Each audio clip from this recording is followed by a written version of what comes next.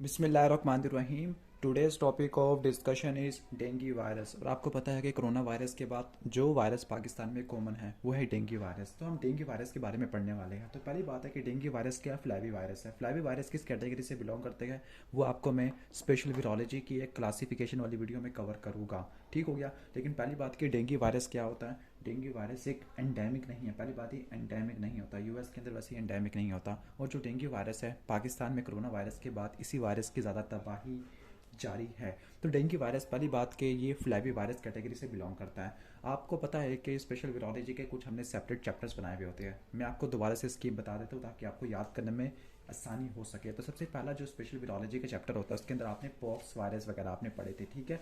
Herpes virus पढ़े थे। ठीक हो गया। तो आप स्पेशल वीरोलॉजी का कुछ चैप्टर्स के अंदर डिवाइड कर देते हो जिस तरह बैक्टीरियोलॉजी को डिवाइड करते थे ग्राम पॉजिटिव के अंदर ग्राम नेगेटिव के अंदर। तो पहला जो चैप्टर है उसके अंदर आपने हर्पीस वायरस, पॉक्स वायरस और ह्यूमन पैपिलोमा वायरस पढ़ना है।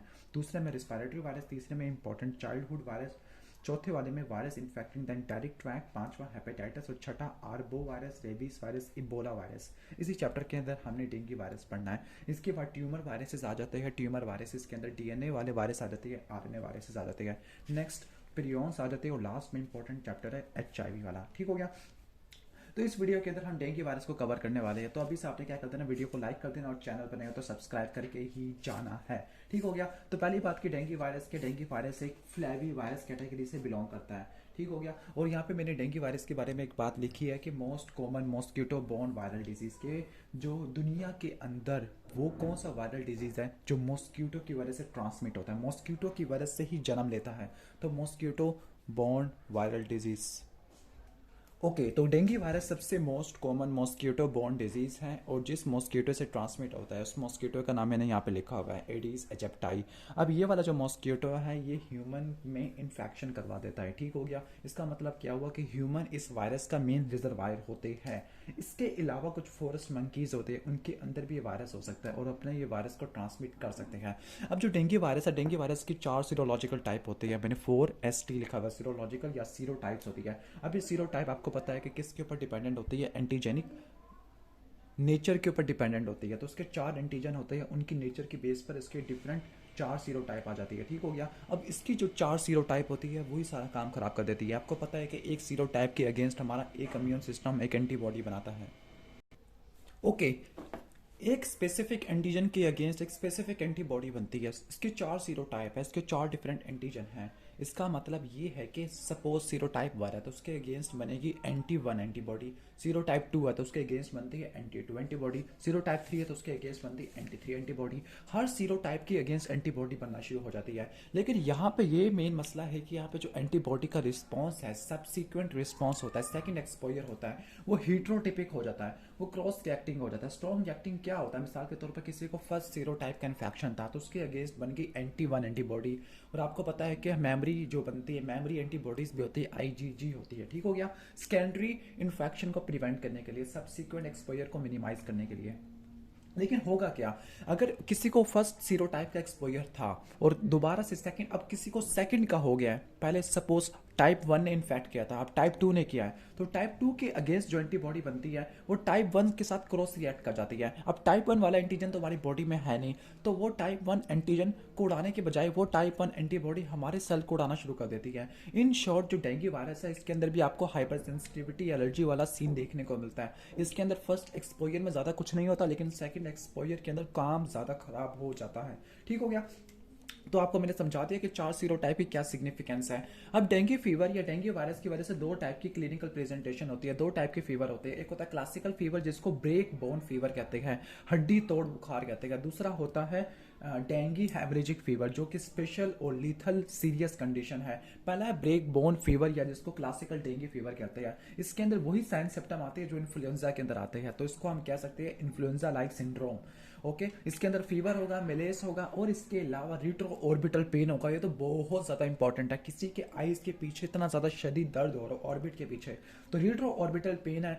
जबकि फीवर, हेडेक, मिलेस तो सब में हो सकता है, लेकिन जो रिट्रो ऑर्बिटल पेन है जब ये आ जाए तो आपने थोड़ा सा सहम जाना है, थोड़ा सा आपने क्या करना है, डेंगू के बारे में सोचना है। इसके अलावा मसल्स में पेन होगा जिसको माइल्जिया बोलते हैं, जॉइंट्स में पेन होगा जिसको आर्थराल्जिया बोलते हैं। माइल्जिया और आर्थराल्जिया की वजह से इसको ब्रेक बोन फीवर कहते हैं, हड्डी तोड़ बुखार कहते हैं। इसके साथ क्या होगा, लिम्फ नोड की इन्फ्लेमेशन हो जाती है जिसको लिम्फेडिनोपैथी बोलते हैं।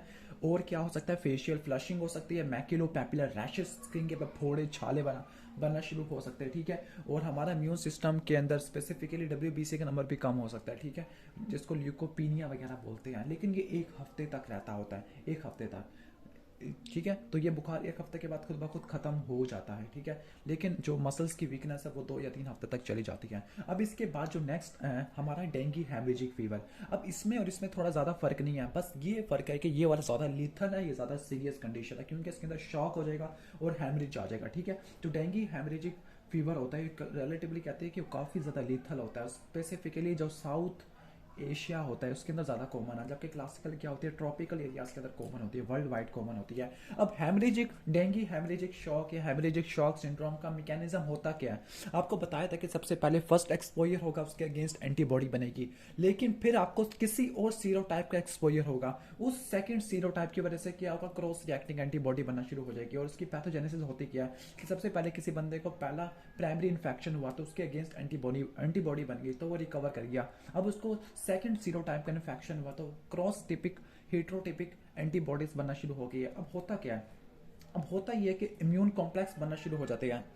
तो हेमरेजिक शॉक सिंड्रोम या शॉक और हेमरेज का मैकेनिज्म क्या था, सबसे पहले ये हो सकता है कि वायरस और हमारा इम्यून सिस्टम का कॉम्प्लेक्स है, वो कॉम्प्लीमेंट को एक्टिवेट करेगा, कॉम्प्लीमेंट आगे थ्रोम्बोसाइटोपिनिया वगैरह और वैस्कुलर परमिएबिलिटी को बढ़ा देता है। दूसरा मैकेनिज्म ये हो सकता है कि जो एंटीबॉडीज होती है वो मोनोसाइट और मैक्रोफेजेस के अंदर वायरस की एंट्री को बढ़ा देती है, और monocyte macrophages interleukin cytokine produce करते हैं।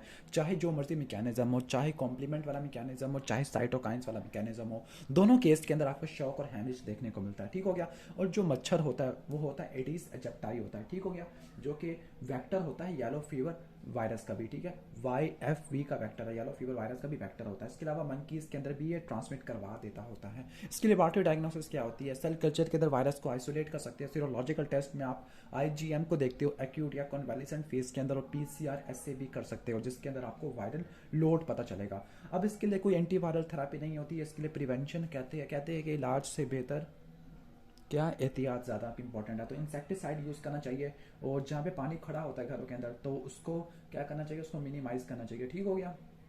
क्योंकि जो स्टैगनेंट वाटर होता है वो इस मॉस्क्यूटो को इन्वायरमेंट प्रोवाइड करता है ग्रो करवाने के लिए। और इसके खिलाफ एक वैक्सीन भी बनती है जिसको बोलते हैं डेंजुवैक्सिया। डेंजुवैक्सिया क्या होती है, इसके अंदर लाइव एटीन्यूटेड वायरस होता है, ठीक हो गया। और असल में इसमें येलो फीवर वायरस वाला वैक्सीन होती है। लेकिन जो वैक्सीन होती है, वैक्सीन उन लोगों में लगाई जाती है जिनको पहले इन्फेक्शन हो चुका है, क्योंकि अगर वैक्सीन किसी को पहले लगा दी तो वो वैक्सीन फर्स्ट एक्सपोजर वाला काम करेगी, और किसी को दोबारा डेंगू वायरस हो गया तो आपको शॉक हेमरेजिक शॉक सिंड्रोम या क्लासिकल डेंगू फीवर हो सकता है। तो वैक्सीन सिर्फ उसी बंदे को लगाई जाएगी जिसको पहले डेंगू हो चुका है, ना कि उसको जो सेहतमंद है, ठीक हो गया।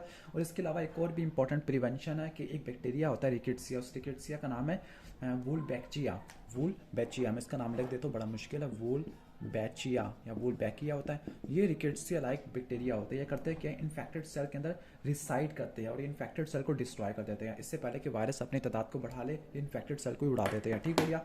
तो ये प्रिवेंशन के लिए इस्तेमाल होते हैं वूल बैचिया, ठीक है, कि किसी और ह्यूमन को इसका इन्फेक्शन ना हो जाए।